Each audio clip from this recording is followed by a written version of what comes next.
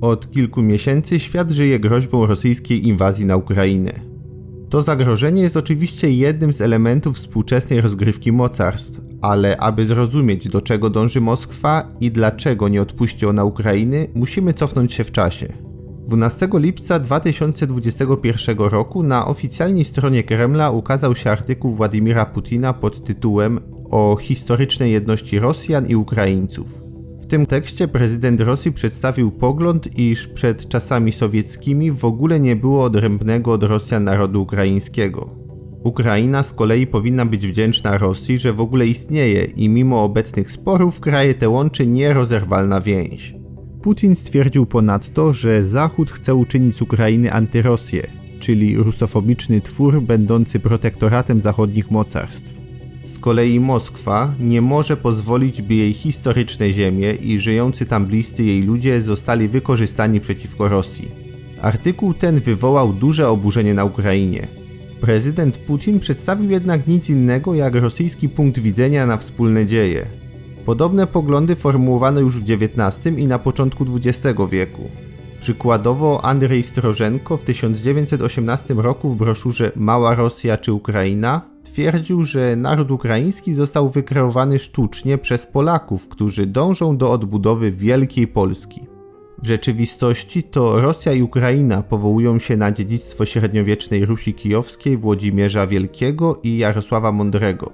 Historia tego państwa jest bardzo podobnie przedstawiana w obydwu krajach, ale rozbieżności zaczynają się, gdy mowa o okresie rozbicia dzielnicowego Rusi. Dla Ukraińców tradycje tego państwa są związane przede wszystkim z Kijowszczyzną i księstwami utworzonymi wokół niej. Natomiast dla Rosjan kontynuacją Rusi Kijowskiej było Wielkie Księstwo Moskiewskie, którego dziejową misją stało się zjednoczenie wszystkich ziem dawnej Rusi.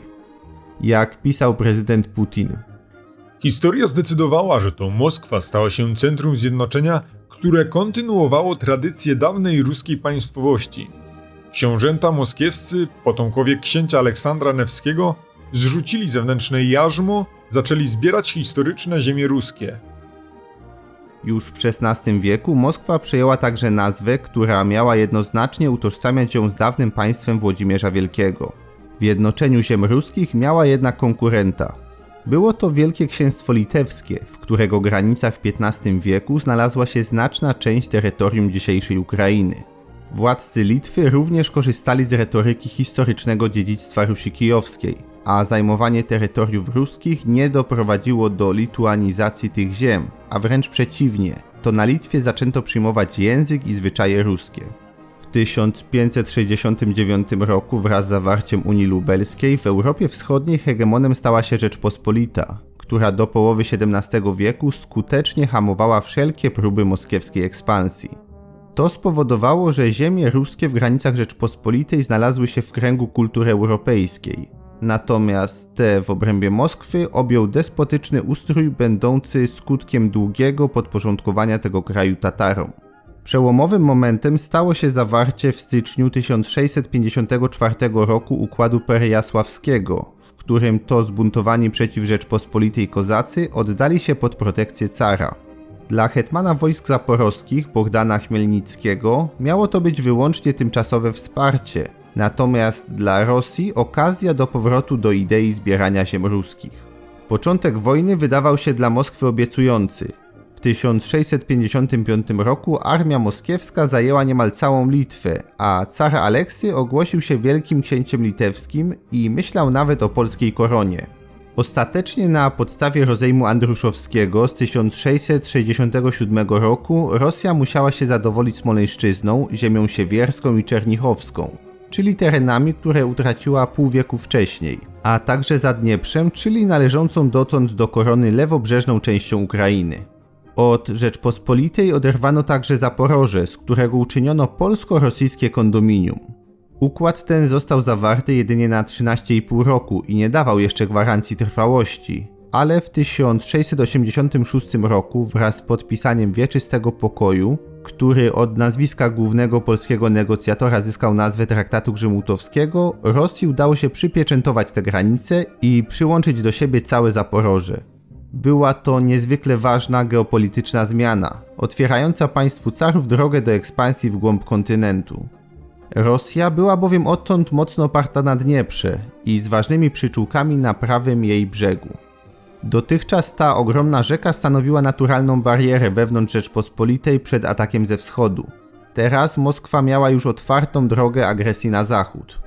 Dodatkowo usadowienie się na lewobrzeżnej Ukrainie pomagało Rosjanom w rozszerzeniu wpływów także w rejonie Morza Czarnego. Co więcej, żyzne ukraińskie ziemie dały Moskwie znaczące gospodarcze wsparcie dla wstającego z kolan państwa. W przeciągu nieco ponad 100 kolejnych lat Rosja doskonale wykorzystała szansę, jaką dało jej przejęcie lewobrzeżnej Ukrainy. Do końca XVIII stulecia państwo carów odebrało Turcji Krym, północne wybrzeże Morza Czarnego, a Morze Azowskie uczyniło swoim wewnętrznym jeziorem. Caryca Katarzyna doprowadziła również do upadku Rzeczpospolitej i zjednoczenia pod swoim berłem niemal całości ziem ruskich. To nie był koniec, bowiem już na początku XIX wieku Rosja przesunęła się jeszcze bardziej na zachód, a wojska carskie dotarły do Paryża. Imperium Rosyjskie opierało się w swojej polityce na idei trójjedynego narodu rosyjskiego. Według tej koncepcji Rosjanie składali się z Wielkorusinów, Białorusinów i Małorusinów, czyli dzisiejszych Ukraińców. Do połowy XIX wieku trudno rzeczywiście mówić o samodzielnej odrębności narodowej Rusinów. Na obszarach dawnej Rzeczpospolitej taka świadomość narodowa najczęściej wiązała się z polskością, na lewobrzeżnej Ukrainie z kolei z rosyjskością. Za Małorusinów i jednocześnie Rosjan uważali się m.in. pisarz Mikołaj Gogol i feldmarszałek Iwan Paskiewicz. Jednak od połowy XIX wieku carscy urzędnicy zaczęli dostrzegać również trzecią grupę, która nie utożsamiała się ani z polskością, ani z rosyjskością. Byli to Ukraińcy. Początkowo były to niewielkie grupy inteligentów mających znikomy wpływ na nieświadomych narodowo Włościan. Jednakże u progu I wojny światowej ruchy ukraińskie, w znacznym stopniu inspirowane podobnymi organizacjami działającymi w Galicji, stanowiły dla Rosjan już całkiem poważny problem. Poseł do Dumy Państwowej i jeden z czołowych małoruskich publicystów tego okresu, Anatolij Sawienko, niejako profetycznie zaznaczył: Kwestie polska, fińska, ormańska i inne to wszystko zagadnienia dotyczące w istocie peryferii, a zatem drugorzędne. Kwestia mazepińska uderza w same podstawy mocarstwowej potęgi Rosji. Sawienko przeczuwał, że separatyzm ukraiński, czy jak go określał w nawiązaniu do kozackiego hetmana Iwana Mazepy Mazepiński, pogrzebie rosyjskie imperium. Prócz bowiem walorów geopolitycznych umożliwiających Rosji ekspansję w Europie, Ukraina stanowiła główne zaplecze gospodarcze całego państwa. Chodziło już nie tylko o żyzny czarnoziem, który zaspokajał aż 90% rosyjskiego zapotrzebowania na pszenicę, ale także szybko rozwijający się przemysł metalurgiczny i wydobywczy. W czasie I wojny światowej ukraińskość stała się poważnym przedmiotem polityki międzynarodowej.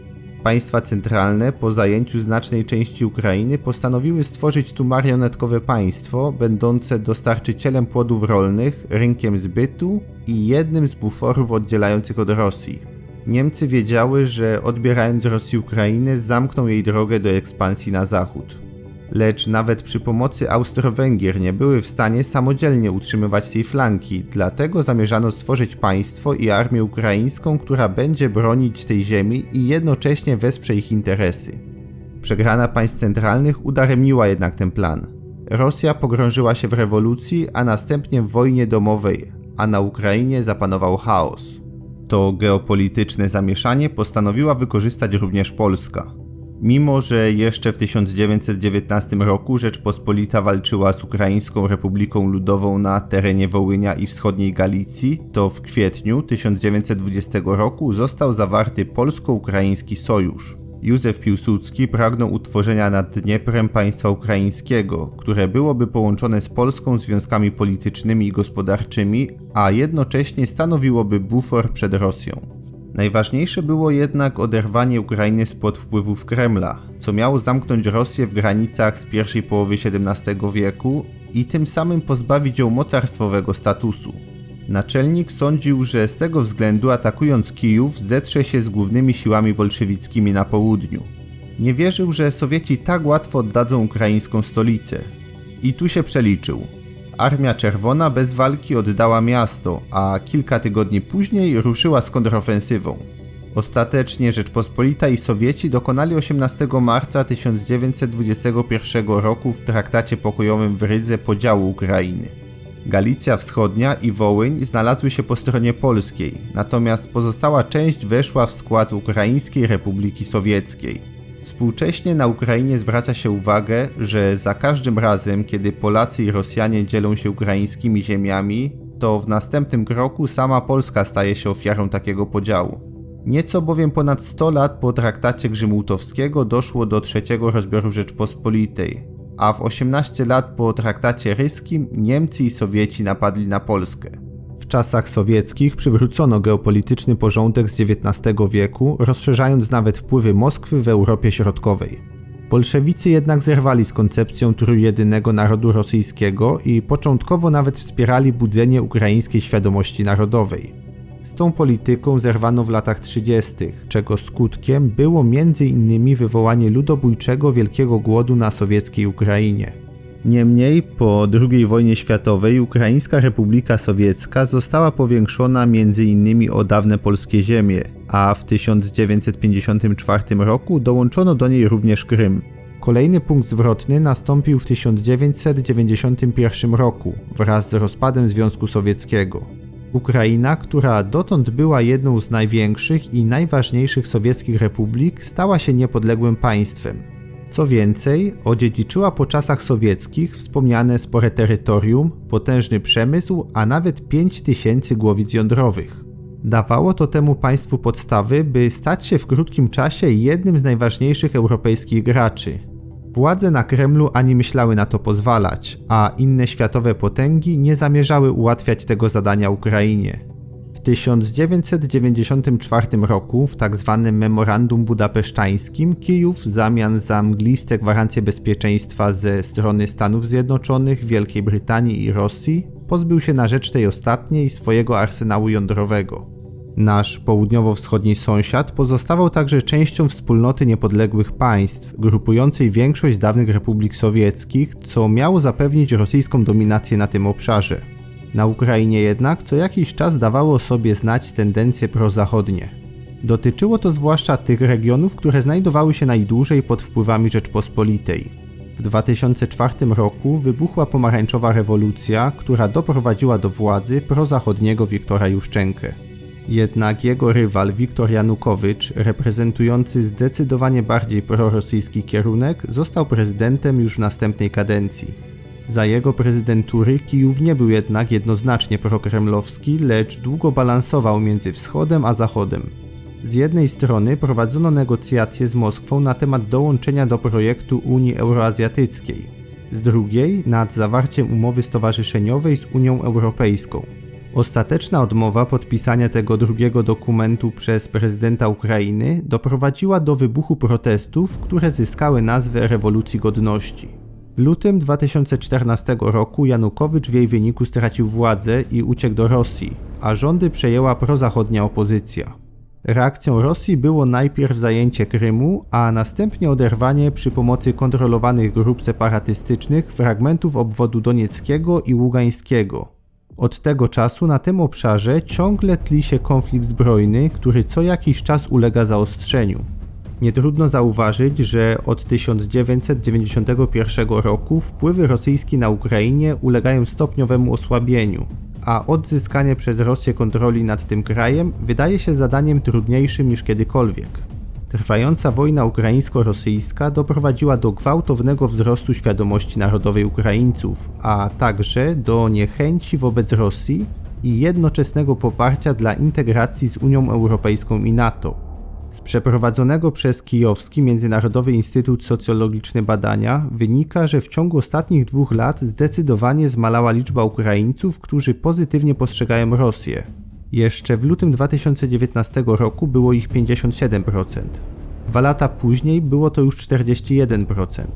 Dla porównania w 2013 roku było ich aż 82%. Wywołanie wojny na Ukrainie wydaje się z tej perspektywy dla Rosji pozbawione sensu. Ale pomijając już czynniki wewnętrzne, które zaważyły na takiej decyzji, trzeba wziąć pod uwagę to, jaki jest cel Rosji. Moskwa niewątpliwie dąży do powrotu Kijowa do rosyjskiej strefy wpływów. Powodem jest oczywiście położenie geograficzne Ukrainy, które gwarantuje Rosji możliwość oddziaływania na cały kontynent. W 1998 roku profesor Zbigniew Brzeziński pisał: Bez Ukrainy Rosja przestaje być imperium eurazjatyckim. Może wciąż próbować zdobyć status imperialny, lecz byłaby wówczas imperium głównie azjatyckim, stale wciąganym w rujnujące konflikty z od niedawna suwerennymi narodami Azji Środkowej, które nie pogodziłyby się z utratą niepodległości i byłyby wspierane przez bratnie kraje islamskie na południu. Chiny także sprzeciwiałyby się restytucji rosyjskiej dominacji w Azji Środkowej, gdyż są coraz bardziej zainteresowane nowymi niepodległymi państwami położonymi na tym obszarze.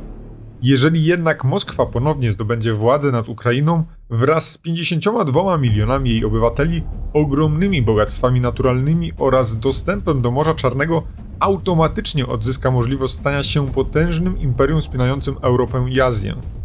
Utrata niepodległości przez Ukrainę miałaby natychmiastowe konsekwencje dla Europy Środkowej, przekształcając Polskę w stworzeń geopolityczny na wschodniej granicy zjednoczonej Europy. Po 1991 roku utrzymanie kontroli nad Ukrainą było coraz trudniejsze. W swoim artykule prezydent Putin kreślił wizję rosyjsko-ukraińskiego braterstwa opartego na koncepcji Rosji jako euroazjatyckiego centrum integrującego politycznie, militarnie, a przede wszystkim kulturowo kraje wokół. Problem polega na tym, że nawiązanie do idei trójjedynego narodu rosyjskiego nie stanowi atrakcyjnej oferty dla Ukraińców, których państwo składa się przecież obecnie również z ziem, którym obca jest tożsamość małorosyjska. W takiej sytuacji o wiele atrakcyjniejszą ofertę daje Zachód, szanujący całkowitą odrębność narodową i tradycję Ukraińców, z którym poprzez Rzeczpospolitą i Austro-Węgry również istnieje sporo związków i z którym pod względem gospodarczego rozwoju Rosja nie może się równać. Moskwa mogłaby zatem próbować przejąć kontrolę nie nad całą, lecz tylko nad lewobrzeżną i południową Ukrainą, która przecież przez kilkaset lat była związana z Rosją. Tu także są zlokalizowane największe ukraińskie zakłady przemysłowe. W tym kontekście należy także odczytywać pojawiające się co jakiś czas w rosyjskich mediach czy z ust rosyjskich polityków propozycje dokonania z Polską rozbioru Ukrainy. W 2014 roku Rosja poprzez grupy separatystów próbowała zresztą stworzyć na południowo-wschodniej Ukrainie quasi-państwo Noworossię. Nazwa wyraźnie nawiązywała do dawnej carskiej guberni, ale projekt ten zakończył się fiaskiem. Rebelianci nie zdołali opanować tego terytorium, a wielka ofensywa rosyjska, która mogłaby odebrać Kijowowi tę ziemię, wiąże się dla Kremla z międzynarodowymi konsekwencjami, które to Moskwa najwidoczniej chce obecnie poznać. Ponadto nawet na tym obszarze ujawniły się negatywne dla Rosji tendencje.